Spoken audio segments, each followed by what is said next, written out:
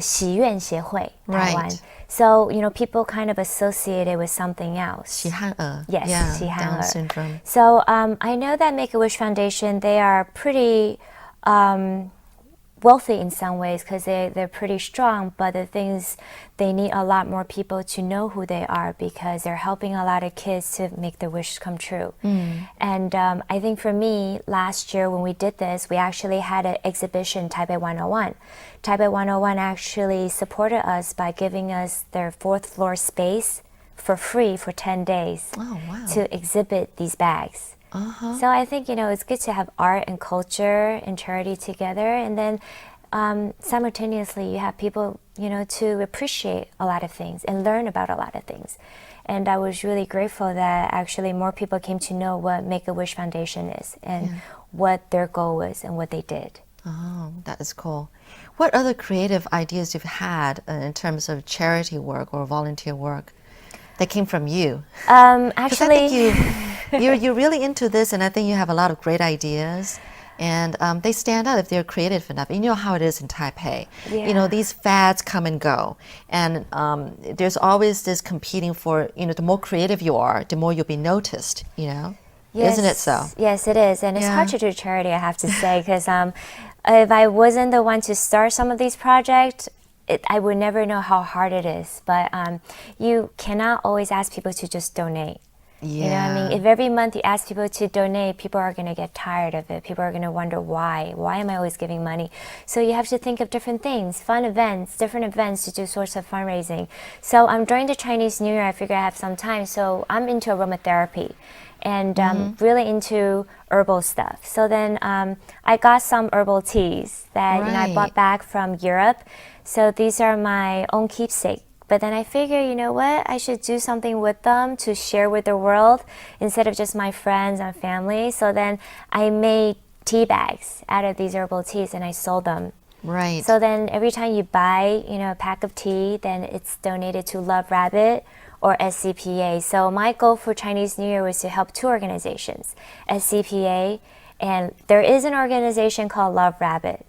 They really help rabbits. Rabbits. Yes. Have you ever kept a rabbit before? Is that why? No, my cousin did. Okay. But it's just, for me, as long as an organization is very into helping what they believe in, I believe what they do, I will try to help as much as I could, even though it's something very little. Yeah. We can only do the best that we can. I mean, not a lot of people know that there is actually an NPO that just, goes to helping rabbits alone, but there are. And you know how Chinese people, like the year of the rabbit, they will buy a lot of rabbits, and then after that year, they're like, oh, okay, the year is over, so let's just let them go. So they leave these rabbits out at parks, and it's very sad. They can't take care of themselves. Yeah, you're right. I know. Yeah.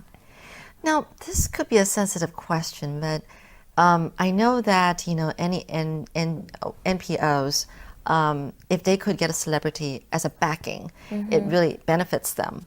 Yes. But then for you to be able to convince all the other celebrities to give their time in, I don't know, designing a bag and all that kind of stuff. I mean, do you sometimes get a little bit of not enough, how should I put it? Not enough backing from that because they don't have the time, or they think that, oh, this is another charity thing, and they think that, do you know what I mean? Yes, I totally know what you mean. Yeah. It's very frustrating, but isn't it? This is life, So then I feel that if you believe what you're doing, you're going to meet ups and downs and encounter many different hardships and obstacles, but you just got to look on the bright side. You see different sides to different people when you really get down to it, and do something. And yes, for a certain project where maybe celebrities might think, well, are you using me to back up maybe a brand or something? But, when you're really even not thinking about that, you just want to do something that's fun, that's creative, that will help fundraise and raise awareness. But I guess, people think differently, and because it's the industry, I mean, for celebrities, they get sponsorships. So for many things that they do, you do get paid. So when it's something that's for free, that requires you to kind of give your time without payment, sometimes, people might feel there's a lot of work, and sometimes celebrities, they might feel it's okay, but their agents might feel that no, we may not want them to do that, because if they did that, another organization, they probably will want the same, and we don't have time for all of this.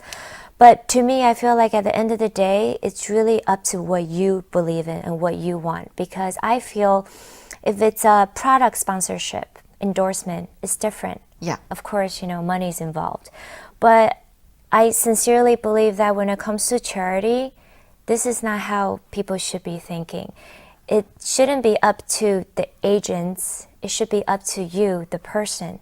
If you want to endorse something for charity, say a few words to, kids that are in need, to get people to raise more awareness. I don't think another organization would feel bad about you helping out another organization. So, don't think so much. Just follow your heart. Yeah. That's what I believe. That's true. That's true. How do you convince them? I mean, sometimes it takes you to explain why you're doing this and why you care so much about it. But then, of course, it depends on whether they're willing to listen to you or something like that.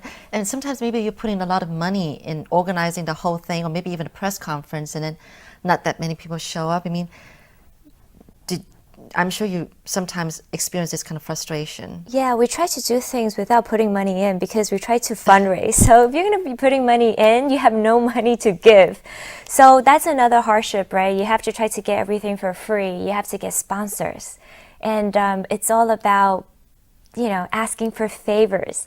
So that's why when I started putting up events, organizing events, I realized it's really not easy. And you really have to have a thick face. And, yeah. 我的脸皮没有那么厚.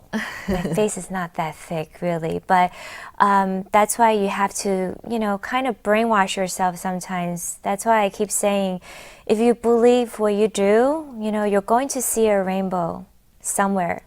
But it gets really, it's kind of, sometimes I get all emotional also. One moment I'm so happy that I have these people that are really vehement about what I'm doing, and they're so grateful. They're like, oh, great. And the next moment I encounter something and I'm like, oh my gosh, why am I doing this? Why am I putting myself in this position? In Chinese they call 吃力不讨好. You're trying to do something that's a good deed, but people might not think it. And people might think you're annoying. Why are you hassling me? I have more to do. Stop calling me. Stop asking me to make videos. Stop asking me to give this for free or that for free, but there's nothing you can do. I mean, we're all trying to do just a little bit to give back. And if everybody has the money, then there wouldn't be such a thing called fundraising.